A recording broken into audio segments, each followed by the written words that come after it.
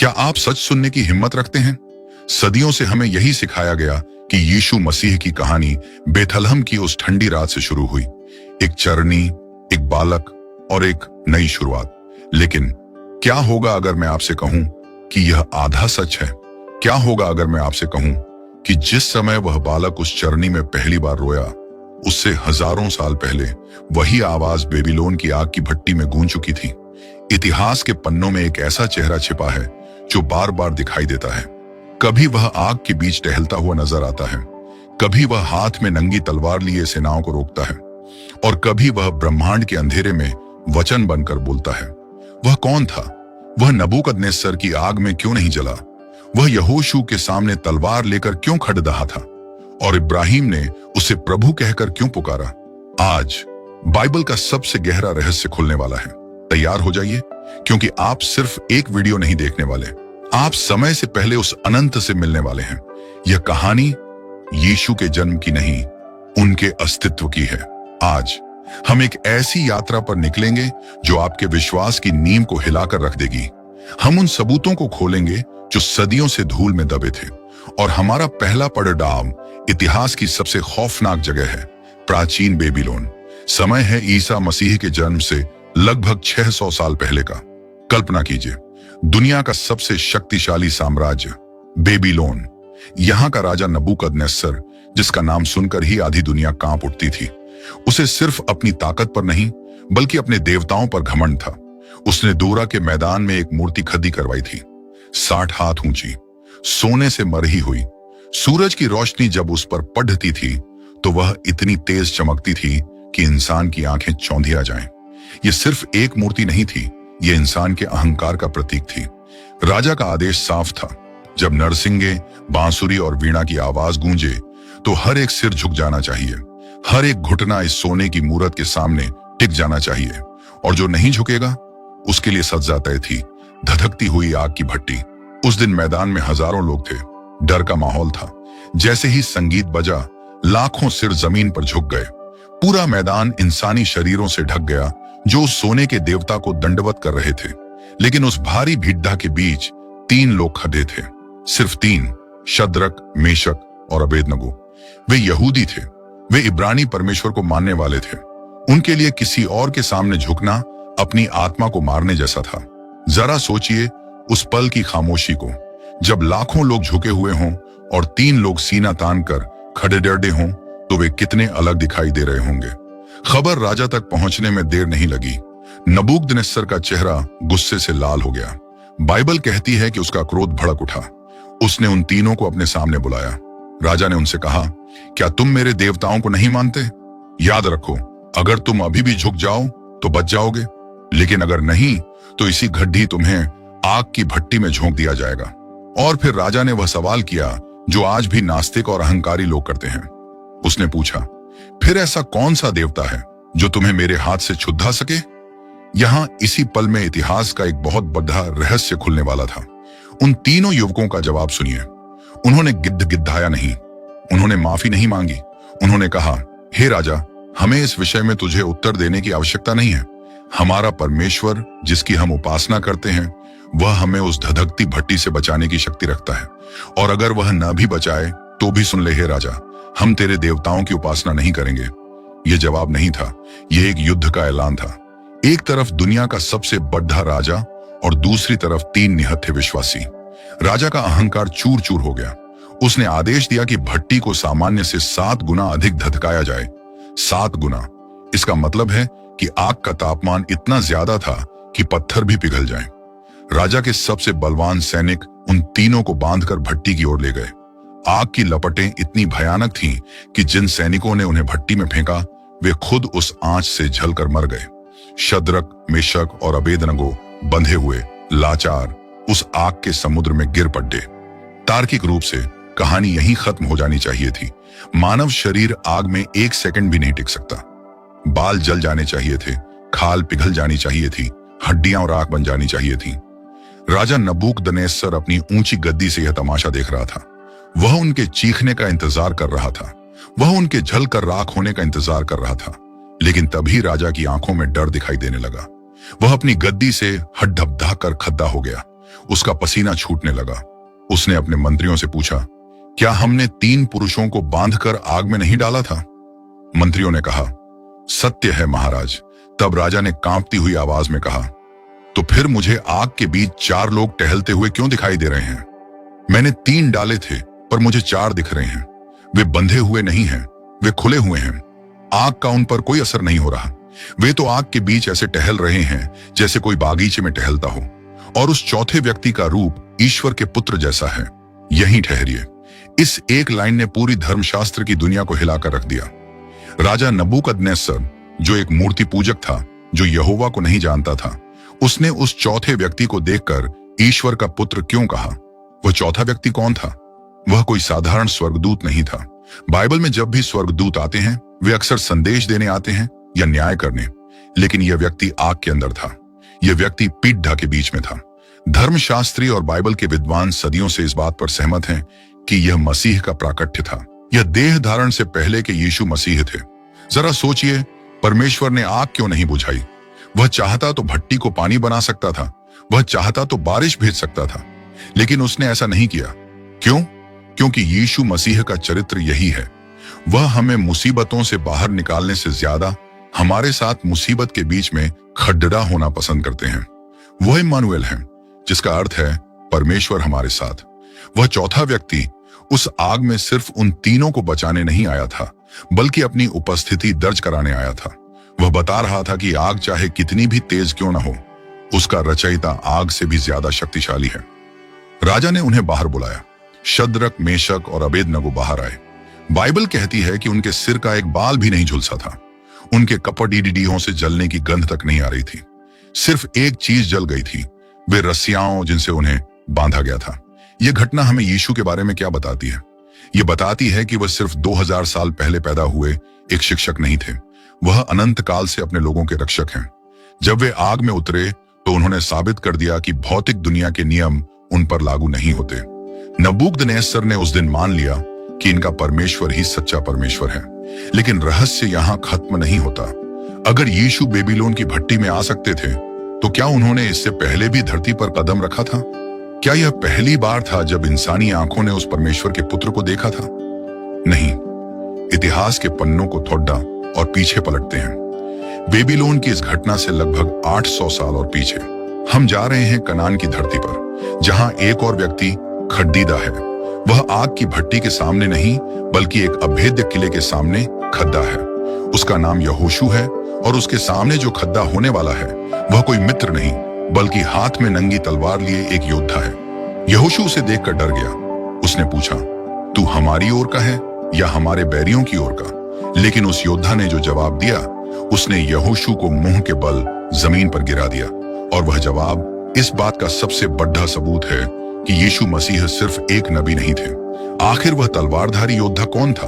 और उसने यहोशू से ऐसा क्या कहा कि महान सेनापति भी कांप उठा? क्या वह स्वर्गदूत था या स्वयं परमेश्वर एक योद्धा के रूप में? यह रहस्य और भी गहरा होने वाला है, क्योंकि उस योद्धा ने अपनी पहचान जिस तरह से बताई, वह आपके रोंगटे खड्डे कर देगी। लेकिन यह कहानी हम अगले भाग में जानेंगे। बेबीलोन की उस आग से निकलकर अब हम समय की रेत पर थोड़ा और पीछे चलते हैं। उस दौर में जब इजराइल के पास कोई राजा नहीं था, बल्कि एक सेनापति था जिसका नाम था यहोशू। कल्पना कीजिए उस रात की। यरीहो का मैदान, सामने यरीहो शहर की विशाल दीवारें खड़ी हैं, इतनी ऊंची और इतनी मजबूत कि कोई भी सेना उन्हें भेद नहीं सकती थी। यहोशू, जो मूसा के बाद इस्राएल का नया नेता बना था, आज अकेला है। उसके कंधों पर लाखों लोगों की जिम्मेदारी है। शायद वह सोच रहा था कि कल युद्ध कैसे होगा, हम कैसे जीतेंगे। अचानक उसकी नजर सामने पड़ती है। वहां कोई खड्डा है। यहोशू ने अपनी आंखों को सिकुड़ा। क्या यह कोई पहरेदार है? क्या यह कोई दुश्मन का जासूस है? वह आकृति धीरे धीरे साफ होती है। वह कोई साधारण आदमी नहीं था। उसके हाथ में एक नंगी तलवार थी। तलवार म्यान में नहीं थी, बल्कि हवा में तनी हुई थी, जैसे कि वह अभी हमला करने वाला हो। उसका कद, उसकी आभा और उसकी आंखों में जलती हुई आग बता रही थी कि यह कोई आम इंसान नहीं है। यहोशू एक शूरवीर था। वह डरा नहीं। वह उस रहस्यमयी योद्धा की ओर बढ़ा। सन्नाटे को चीरते हुए यहोशू ने उससे एक सीधा सवाल पूछा, एक ऐसा सवाल जो आज हम सब पूछते हैं, उसने पूछा, क्या तू हमारी ओर का है या हमारे बैरियों की ओर का? यानी क्या तू मेरा दोस्त है या मेरा दुश्मन? क्या तू मेरे साथ है या मेरे खिलाफ? जरा सोचिए, यहोशू उस व्यक्ति से अपनी पहचान मांग रहा था, लेकिन उस योद्धा ने जो जवाब दिया, उसने इंसान की सारी समझ को वहीं ढेर कर दिया। उसने कहा, नहीं, बस एक शब्द, नहीं। यहोशू ने पूछा था कि तुम पक्ष में हो या विपक्ष में, लेकिन उस योद्धा ने कहा, नहीं, मैं न तो तुम्हारी तरफ हूं न उनकी तरफ। मैं किसी इंसान के पक्ष में लड़ने नहीं आया। फिर उसने अपनी असली पहचान बताई। उसने कहा, मैं यहोवा की सेना का प्रधान होकर अभी आया हूं। यहोवा की सेना का प्रधान। यह सुनते ही माहौल बदल गया। यहोशू, जो अभी तक एक निडर सेनापति की तरह खड़ा था, अचानक घुटनों के बल गिर पड़ा। उसने अपना चेहरा जमीन पर लगा दिया। वह उसे दंडवत करने लगा। यहीं पर सबसे बड़ा रहस्य छिपा है। बाइबल में जब भी कोई इंसान किसी साधारण स्वर्गदूत को दंडवत करने की कोशिश करता है, तो स्वर्गदूत उसे तुरंत रोक देता है। प्रकाशित वाक्य की किताब में जब यूहन्ना एक स्वर्गदूत के पैरों पर गिरा, तो स्वर्गदूत ने कहा, देख, ऐसा मत कर, मैं भी तेरा संगी दास हूं, परमेश्वर ही को दंडवत कर। स्वर्गदूत कभी भी आराधना स्वीकार नहीं करते, क्योंकि आराधना सिर्फ परमेश्वर की होती है। लेकिन यरीहो के मैदान में जब यहोशू ने उस सेनापति को दंडवत किया, तो उस सेनापति ने उसे रोका नहीं। उसने यहोशू को खड़ा नहीं किया, उसने उसकी पूजा को स्वीकार किया। इतना ही नहीं, उस सेनापति ने यहोशू से वही शब्द कहे जो सैकड़ों साल पहले जलती हुई झाड़ी में परमेश्वर ने मूसा से कहे थे। उसने कहा, अपनी जूती अपने पांव से उतार दे, क्योंकि जिस स्थान पर तू खड़ा है वह पवित्र है। पवित्र स्थान, मिट्टी पवित्र कब होती है? जब वहां स्वयं परमेश्वर उपस्थित हो। इसका मतलब साफ है, वह कोई मिकाएल या जिब्राइल नहीं था, वह कोई आम दूत नहीं था। वह देह धारण से पहले के स्वयं यीशु मसीह थे। वह पुराने नियम का यीशु था। वह एक मेमने के रूप में नहीं, बल्कि एक शेर के रूप में खड्डी ढहा था, हाथ में तलवार ली। हम अक्सर यीशु को सिर्फ एक शांत और सौम्य गुरु के रूप में देखते हैं, लेकिन यह घटना हमें उनका दूसरा रूप दिखाती है। वह एक योद्धा है। वह अपनी प्रजा के लिए लड़ने वाले सेनापति हैं। जब हम अपनी जिंदगी की यरीहो जैसी दीवारों के सामने खड़े होते हैं और हमें लगता है कि हम अकेले हैं, तो हमें याद रखना चाहिए कि एक प्रधान सेनापति हमारे आगे खड़ा है, जिसकी तलवार कभी म्यान में नहीं जाती। यहोशू ने अपने जूते उतारे। उसने अपना अधिकार, अपना पद और अपना अहंकार उस योद्धा के कदमों में रख दिया। उसने मान लिया कि असली कमांडर मैं नहीं, बल्कि तू है। और जैसे ही यहोशू ने समर्पण किया, यरीहो की दीवारें गिरने की कहानी शुरू हो गई। लेकिन यह मुलाकात सिर्फ युद्ध के मैदान तक सीमित नहीं थी। अगर परमेश्वर एक योद्धा बनकर आ सकता है, तो क्या वह एक मित्र बनकर भी आ सकता है? अगर वह तलवार लेकर डरा सकता है, तो क्या वह किसी के घर खाना खाने भी जा सकता है? युद्ध के उस तनावपूर्ण माहौल से निकलकर अब हम एक बहुत ही अलग दृश्य की ओर बढ़ेंगे। एक शांत दोपहर, एक रेगिस्तानी तंबू और एक बुजुर्ग आदमी जो अपनी झोपड़ी के दरवाजे पर बैठा है। हम जा रहे हैं इब्राहिम के पास, ममरे के बांज वृक्षों के नीचे। वहां कुछ ऐसा होने वाला है जो यहोशू की घटना से भी ज्यादा चौंकाने वाला है, क्योंकि वहां परमेश्वर तलवार के साथ नहीं, बल्कि धूल भरे पैरों के साथ आने वाला है। वहां वह आदेश नहीं देगा, बल्कि भोजन करेगा। एक सर्वशक्तिमान परमेश्वर इंसान के हाथ का बना खाना कैसे खा सकता है? यह घटना आपके दिमाग को चकरा देगी। वह 3 पुरुष कौन थे जो इब्राहिम से मिलने आए, और इब्राहिम ने उनमें से एक को प्रभु कहकर क्यों पुकारा? तैयार हो जाइए, क्योंकि रहस्य की अगली परत अब खुलने वाली है। लेकिन वह हम आगे देखेंगे। यरीहो की युद्ध भूमि और तलवारों की खनखनाहट से मीलों दूर अब हम एक ऐसी जगह आ पहुंचे हैं जहां सिर्फ शांति है। रेगिस्तान की गर्म हवा है और खामोशी है। समय है दोपहर का। सूरज ठीक सिर पर चमक रहा है। गर्मी इतनी तेज है कि हवा भी जैसे ठहर सी गई है। हम ममरे के बांज वृक्षों के पास हैं। यहाँ एक तंबू लगा है और उस तंबू के दरवाजे पर एक बहुत ही बुजुर्ग व्यक्ति बैठा है। उसका नाम इब्राहिम है। उसकी उम्र 99 वर्ष है। उसके चेहरे की झुर्रियां उसकी लंबी यात्राओं और इंतजार की गवाही दे रही हैं। वह उस परमेश्वर का इंतजार कर रहा है जिसने उससे वादा किया था कि वह उसे जातियों का पिता बनाएगा। लेकिन अभी तक उसकी गोद खाली है।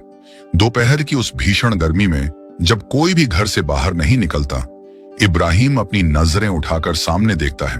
अचानक उसे 3 पुरुष अपनी ओर आते हुए दिखाई देते हैं। ध्यान दीजिए, उसने 3 स्वर्गदूत नहीं देखे जिनके पंख थे या जिनके सिर पर कोई तेज का घेरा था। उसने 3 पुरुष देखे। वे देखने में बिल्कुल साधारण इंसानों जैसे लग रहे थे। उनके पैरों में रेगिस्तान की धूल लगी थी। वे थके हुए यात्रियों की तरह लग रहे थे। लेकिन इब्राहिम की आत्मा ने कुछ महसूस किया, कुछ ऐसा जो साधारण नहीं था। बाइबल कहती है कि इब्राहिम उन्हें देखकर दौड़ा। 99 साल का एक बूढ़ा व्यक्ति उस चिलचिलाती धूप में दौड़ पड़ा। यह साधारण आतिथ्य नहीं था, यह एक खिंचाव था। वह उनके पास पहुंचा और जमीन तक झुककर उन्हें दंडवत किया। इब्राहिम ने उन तीनों में से जो बीच में खद्दाह था उसे विशेष रूप से संबोधित किया। उसने कहा, हे मेरे प्रभु, यदि मुझ पर तेरी अनुग्रह की दृष्टि है तो अपने दास के पास से होकर आगे न बढ़। उसने उसे प्रभु कहा। इब्रानी भाषा में यहाँ अदोनाई शब्द का इस्तेमाल हुआ है, जो अक्सर परमेश्वर के लिए उपयोग किया जाता है। इब्राहिम जान गया था कि यह कोई साधारण यात्री नहीं, बल्कि उसका स्वामी उसके द्वार पर आया है। इब्राहिम ने कहा, थोड़ा जल लाया जाए और आप अपने पांव धो लें और वृक्ष के नीचे विश्राम करें। जरा इस दृश्य की कल्पना कीजिए। ब्रह्मांड का रचयिता, वह जिसने आकाश गंगाओं को अपने हाथों से बनाया, वह जिसके चरणों की चौकी पृथ्वी है, आज वह एक इंसान के तंबू के बाहर बैठा है और एक नश्वर इंसान उसके पैरों की धूल धो रहा है। यह दृश्य हमें परमेश्वर के स्वभाव का एक ऐसा पहलू दिखाता है जो हमारे रोंगटे खड़े कर देता है। वह सिर्फ आग की भट्टी में बचाने वाला परमेश्वर नहीं है। वह सिर्फ हाथ में तलवार लिए सेनापति नहीं है। वह ऐसा परमेश्वर है जो अपने मित्र के साथ बैठना चाहता है, जो चाहता है कि उसके पैरों की धूल साफ की जाए। इब्राहिम ने सारा से कहा कि जल्दी से 3 किलो मैदा गूंथकर रोटियां बना। उसने एक कोमल बछद्दा कटवाया और फिर मक्खन, दूध और वह मांस लेकर उनके सामने परोस दिया। और अब सुनिए वह बात जो सबसे ज्यादा चौंकाने वाली है। बाइबल कहती है कि वह पेड्डे के नीचे खद्दा रहा और उन्होंने खाया। हाँ, उन्होंने खाया। स्वर्गदूतों को भोजन की जरूरत नहीं होती, आत्माओं को भूख नहीं लगती, लेकिन यहां देहधारण से पहले के यीशु मसीह भौतिक भोजन ग्रहण कर रहे थे। वे रोटी तोड़ ढाड़ रहे थे, वे दूध पी रहे थे। यह इस बात का प्रमाण था कि परमेश्वर इंसान के कितना करीब आ सकता है। वह हमारे साथ संगति करना चाहता है, वह हमारे साथ भोजन साझा करना चाहता है। भोजन के बाद उस मुख्य अतिथि ने, जिसे इब्राहिम ने प्रभु कहा था, एक सवाल पूछा। उसने पूछा, तेरी पत्नी सारा कहाँ है? इब्राहिम ने कहा, वह तंबू में है।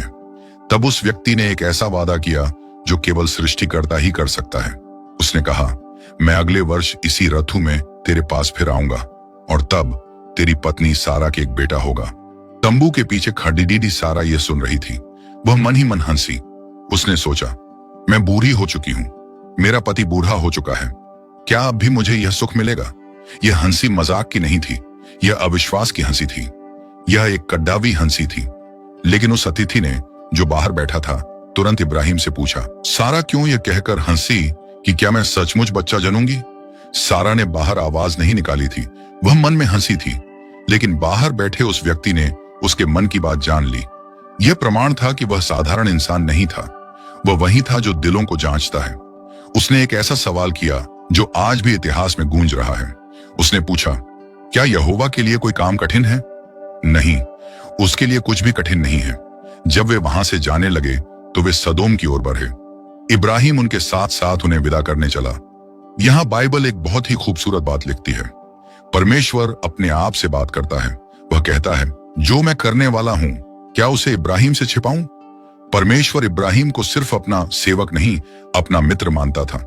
उसने इब्राहिम को बताया कि वह सदोम और अमोरा का विनाश करने जा रहा है, क्योंकि वहां का पाप बहुत बढ़ गया है। बाकी 2 पुरुष जो वास्तव में स्वर्गदूत थे, वहां से चले गए और सदोम की तरफ मुड़ गए। लेकिन इब्राहिम वहीं खद्दा नहा रहा, उस तीसरे पुरुष के सामने। बाइबल के शब्द बहुत ही वजनदार हैं। लिखा है, इब्राहिम अब भी यहोवा के सामने खड्डा था। अब जो संवाद शुरू होता है वह शायद पूरी बाइबल का सबसे रोमांचक वार्तालाप है। एक नश्वर इंसान सर्वशक्तिमान परमेश्वर से मोलभाव कर रहा है। न्याय और दया के बीच की बहस। इब्राहिम पूछता है, क्या तू दुष्ट के साथ धर्मी को भी नाश करेगा? यदि उस नगर में 50 धर्मी हों तो क्या तू उन्हें न बचाएगा? प्रभु ने उत्तर दिया, यदि मुझे 50 धर्मी मिलें तो मैं पूरे नगर को क्षमा कर दूंगा। इब्राहिम फिर हिम्मत करता है। 45 हों तो? प्रभु कहते हैं, मैं नाश नहीं करूंगा। 40, 30, 20। इब्राहिम का स्वर कांप रहा था, लेकिन उसका विश्वास अटूट था। वह जानता था कि वह जिससे बात कर रहा है वह दयालु है। अंत में उसने कहा, हे प्रभु, क्रोध न कर, मैं बस एक बार और बोलूंगा। यदि वहां 10 भी मिलें तो? उस अनंत परमेश्वर ने उस धूल भरे रेगिस्तान में खड़े होकर इब्राहिम की आंखों में देखा और कहा, 10 के लिए भी मैं उसे नाश नहीं करूंगा। फिर प्रभु चले गए और इब्राहिम अपने स्थान को लौटा। यह मुलाकात सिर्फ एक कहानी नहीं थी, ये एक झलक थी। हमने देखा कि वह आग की भट्टी में हमारे साथ खड़ी डटा होता है। हमने देखा कि वह युद्ध के मैदान में हमारे लिए तलवार उठाता है। और आज हमने देखा कि वह हमारे घर आता है, हमारे साथ बैठता है, हमारा भोजन खाता है और हमारी प्रार्थनाओं को, हमारी सिफारिशों को सुनता है। इब्राहिम से मिलने वाला वह यात्री, यहोशू का वह सेनापति और भट्टी का वह चौथा पुरुष सब एक ही थे।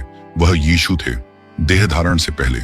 लेकिन यहां एक सवाल उठता है जो हमें हमारी समझ की सीमाओं के पार ले जाएगा।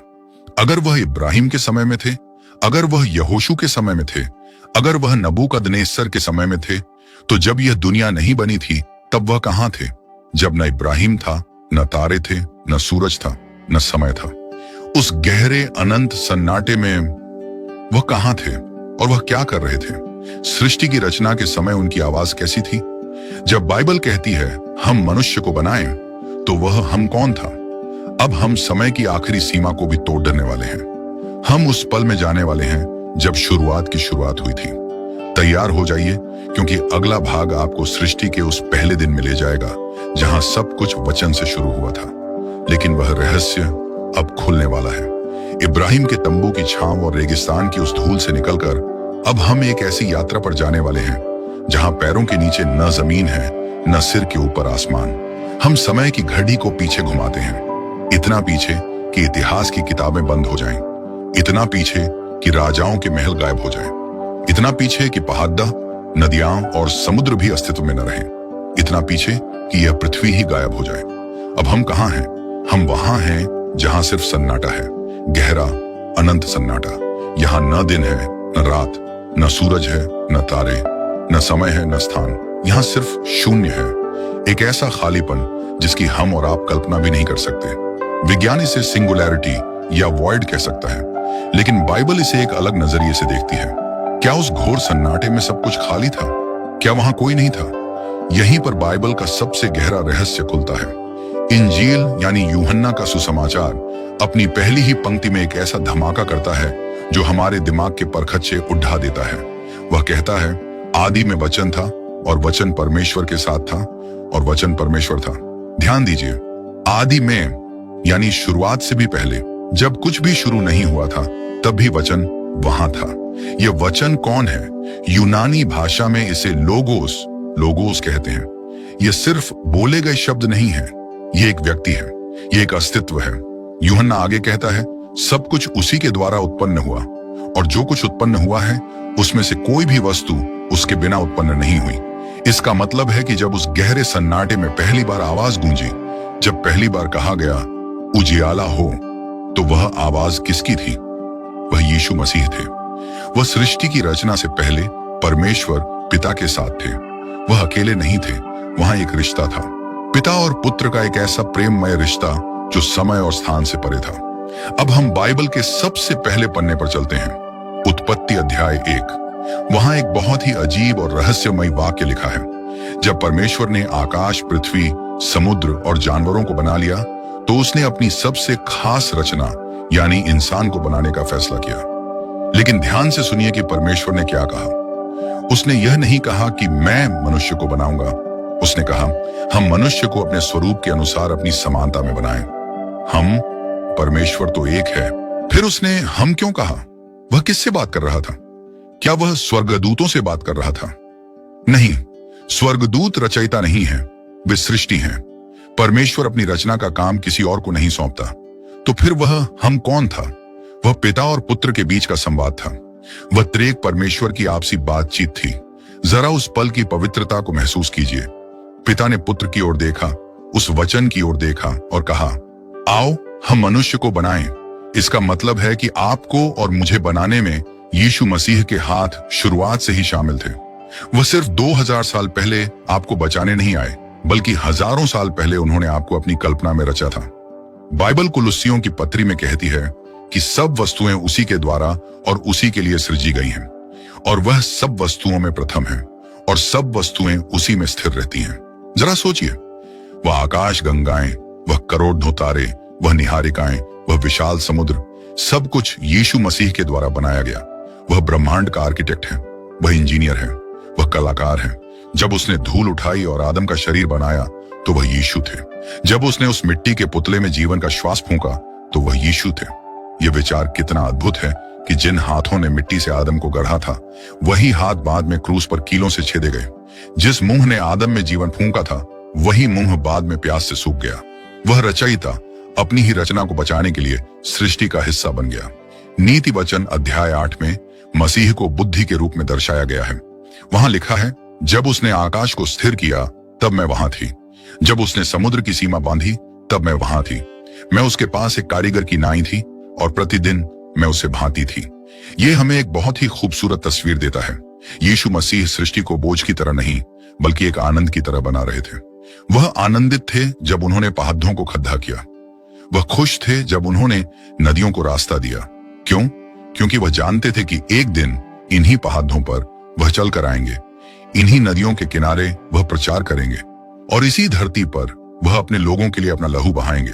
सृष्टि की रचना एक तैयारी थी, एक मंच तैयार किया जा रहा था प्रेम की सबसे महान कहानी के लिए। लेकिन यहाँ एक सवाल खड़ा होता है जो किसी भी इंसान को विचलित कर सकता है। अगर वह इतना महान है, अगर पूरा ब्रह्मांड उसके हाथ की एक हथेली में समा सकता है, अगर वह आदि और अंत है, अगर वह समय से भी बढ़ा है, तो फिर वह एक छोटे से सीमित और कमजोर इंसान के रूप में क्यों आया? वह परमेश्वर जिसे आकाशों का आकाश नहीं संभाल सकता, वह एक कुंवारी के गर्भ में कैसे समा गया? उस अनंत शक्ति ने एक बच्चे की लाचारी को क्यों चुना? इतिहास, भूगोल और दर्शन शास्त्र यहां आकर हार मान लेते हैं, क्योंकि अब जो होने वाला है वह तर्क से परे है। वह सिर्फ प्रेम है। हमने देखा उसे आग की भट्टी में, हमने देखा उसे यरीहो के मैदान में, हमने देखा उसे इब्राहिम के तंबू में, हमने देखा उसे सृष्टि के आरंभ में शून्यता के बीच। लेकिन अब समय आ गया है उस सबसे बड़े पर्दाफाश का, जब वह वचन देहधारी हुआ, जब अनंत सीमित हो गया। आखिरकार वह दिन आ ही गया जिसका इंतजार सदियों से बल्कि युगों से हो रहा था। क्या आप तैयार हैं उस अंतिम अध्याय के लिए जहां सारे रहस्य एक ही चेहरे में सिमट जाते हैं?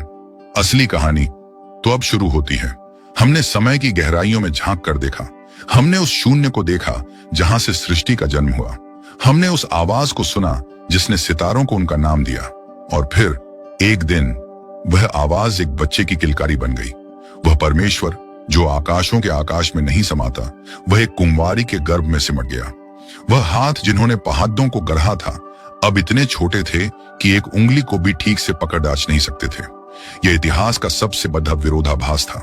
सर्वशक्तिमान अब निर्भर था, अनंत अब समय की जंजीरों में बंध गया था।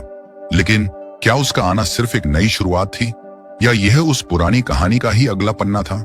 जब यीशु 30 साल के हुए और उन्होंने अपनी सेवकाई शुरू की तो लोग हैरान थे। वे उनके चमत्कारों से हैरान नहीं थे, वे उनकी पहचान से हैरान थे। वे पूछते थे, यह किसका बेटा है? यह किस अधिकार से बोलता है? एक दिन यरूशलेम के मंदिर में यहूदी धार्मिक नेताओं के साथ उनकी एक तीखी बहस हुई। यह घटना यूहन्ना रचित सुसमाचार के 8वें अध्याय में दर्ज है। यहूदी नेताओं ने यीशु से पूछा, तू अपने आप को क्या समझता है? क्या तू हमारे पिता इब्राहिम से भी बड़ा है? इब्राहिम मर गया, नबी मर गए, और तू कहता है कि जो मेरे वचन पर चलेगा वह कभी नहीं मरेगा। यीशु ने उनकी आंखों में देखा, वही आंखें जिन्होंने इब्राहिम को ममरे के बांज वृक्षों के नीचे देखा था। यीशु ने कहा, तुम्हारे पिता इब्राहिम ने मेरा दिन देखने की आशा में बहुत आनंद मनाया, और उसने देखा और खुश हुआ। लोग सन्न रह गए। उन्होंने कहा, तेरी उम्र तो अभी 50 वर्ष भी नहीं है और तूने इब्राहिम को देखा है? इब्राहिम तो 2000 साल पहले मर चुका है। तब यीशु ने वह वाक्य कहा जो परमाणु बम की तरह वहां के सन्नाटे में फट पड़ा। उसने अपनी असली पहचान पर से पर्दा पूरी तरह हटा दिया। यीशु ने कहा, मैं तुमसे सच सच कहता हूं, इब्राहिम के उत्पन्न होने से पहले मैं हूं। अंग्रेजी में आई एम। यह व्याकरण की गलती नहीं थी। यीशु ने यह नहीं कहा कि मैं था, उन्होंने कहा मैं हूं। यह वही नाम है जो परमेश्वर ने जलती हुई झाड़ी में मूसा को बताया था। जब मूसा ने पूछा था कि तेरा नाम क्या है, तो परमेश्वर ने कहा था, मैं जो हूं सो हूं। उस दिन मंदिर में यीशु ने यहूदी नेताओं को साफ बता दिया कि मैं सिर्फ एक नबी नहीं हूं, मैं सिर्फ एक शिक्षक नहीं हूं, मैं वही हूं जो झाड़ी में था, मैं वही हूं जिसने लाल समुद्र को दो भाग किया, मैं वही हूं जो इब्राहिम के तंबू में बैठा था, मैं वही सनातन परमेश्वर हूं। अब सब कुछ साफ हो गया। इतिहास की बिखरी हुई कड्डियां जुड़ गईं। याद कीजिए बेबीलोन की उस भट्टी को। वह चौथा पुरुष जो आग में टहल रहा था वह यीशु थे। वह वहां यह बताने आए थे कि जब आप आग में से गुजरेंगे मैं आपके साथ रहूंगा। याद कीजिए यरीहो के उस सेनापति को, वह यीशु थे। वह वहां यह बताने आए थे कि तुम्हारी लड़ाइयां तुम्हारी नहीं मेरी हैं। बस अपने जूते उतारो और मुझे कमान सौंप दो। याद कीजिए ममरे के उस यात्री को, वह यीशु थे। वह वहां यह बताने आए थे कि परमेश्वर दूर कहीं आसमान में नहीं रहता, वह आपके घर आना चाहता है, वह आपका मित्र बनना चाहता है। पुराना नियम एक परछाई थी और यीशु मसीह उसकी काया है। पुराना नियम एक सवाल था और यीशु मसीह उसका जवाब है। लेकिन अगर वह इतना शक्तिशाली सेनापति था, अगर वह आग को बुझाने वाला था, तो फिर वह क्रूस पर क्यों चढ़ा? जिसने यहोशू को तलवार दी थी, उसने पतरस से क्यों कहा कि अपनी तलवार म्यान में रख ले? जिसने 3 युवकों को आग से बचाया, उसने खुद को कीलों से क्यों नहीं बचाया? यही सुसमाचार का सार है। वह यरीहो का सेनापति यरूशलेम में एक मेमना बन गया। उसने अपनी ताकत का इस्तेमाल अपने दुश्मनों को मारने के लिए नहीं, बल्कि अपने दुश्मनों को बचाने के लिए किया। उसने भट्टी की आग को नहीं बुझाया, बल्कि वह खुद नरक की आग में कूद गया ताकि हम और आप जलने से बच सकें। उसने वह सजा अपने ऊपर ले ली जो हमारी थी। क्रूस पर जब अंधेरा छाया तो वह वही शून्य था जो सृष्टि के आरंभ में था, और उस अंधेरे में उसने फिर से एक नई सृष्टि की रचना की। पाप में मरे हुए इंसान को एक नया जीवन दिया। आज यह कहानी इतिहास की किताबों से निकलकर सीधे आपके कमरे में आ पहुंची है। आप जो इस वक्त यह सुन रहे हैं, यह कोई इत्तेफाक नहीं है। हो सकता है आप इस वक्त अपनी जिंदगी की आग की भट्टी में हो। समस्याएं, बीमारी या डिप्रेशन की आग आपको जला रही हो सकता है आपके सामने यरीहो जैसी बद्दी दीवारें खद्दी हों, कर्ज की दीवार, रिश्तों के टूटने की दीवार, या हो सकता है आप इब्राहिम की तरह किसी वादे के इंतजार में बूढ़े हो रहे हों। लेकिन सुनिए, वह चौथा पुरुष आज भी नहीं बदला है। इब्रानियों की पत्री कहती है, यीशु मसीह कल, आज और युगानुयुग एक सा है। वह आज भी आपकी भट्टी में आपके साथ खड़धा होने के लिए तैयार है। वह आज भी आपकी लड़ाई लड़ने के लिए अपनी तलवार ली खड़ा है। वह आज भी आपके दिल के दरवाजे पर खटखटा रहा है, इब्राहिम के उस यात्री की तरह, यह कहने के लिए कि क्या मैं तुम्हारे साथ भोजन कर सकता हूं? सवाल यह नहीं है कि क्या वह वहां था। सवाल यह है, क्या आप उसे आज अपने जीवन में आने देंगे? अनंत का वह रहस्य अब रहस्य नहीं रहा। वह एक नाम है, वह एक चेहरा है, वह एक व्यक्ति है, यीशु।